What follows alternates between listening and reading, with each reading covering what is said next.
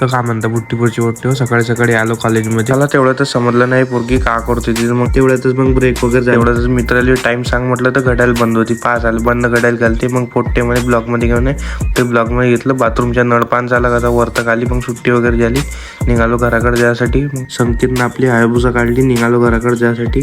आलो मग घरी. तेवढंच हॉस्पिटलमध्ये जायचं होतं तर पाऱ्या वगैरे आला. मग निघालो आम्ही तिघं. रोहन दादा बी होता. साला आज बी जाता जाता आम्हाला बहुत मोठं ट्रॅफिक पडलं. मग ट्रॅफिक वगैरे पार पाडून मग निघालो. तेवढ्यातच मग आम्ही मेडिकलच्यात आलो. कारण सॅनिटायझर घेतलं होतं. घेतलं सॅनिटायझर. आलो मग हॉस्पिटलमध्ये. कारण आज आपल्या मित्राचा ऍक्सिडेंट झाला. आलो मग हॉस्पिटलमध्ये. तेवढ्यातच साला रूम बी नव्हती दिसत. आलो मग मित्रापाशी रूम दिसली. पान साला किती लागलं. हा बी साला उपधंदे करते. मग साल्याला कोकोनट पाणी वगैरे दिलं. तेवढ्यातच मग बँकेत आलो. कारण पासबुकवर एंट्री करायची होते. टाकली मशीन मध्ये बुक झाली. मग एंट्री वगैरे. तेवढ्यातच साला पाऱ्या रायडिंग दाखवतात. आणि पोट्टे व बुट्टीवर मेट्रो येणार आहे का कमेंट बॉक्स मध्ये सांगा. मग निघालो घराकडे जायसाठी. तेवढ्यातच चहा वगैरे पिली. मग पतंग उडायचे मन करतो. काढली आपली हायबुसा. मी 5 लाखाचा चाललो लहान पोरं. आणि मग पाऱ्याला बसवलं. निघालो शुभमच्या घर जायसाठी.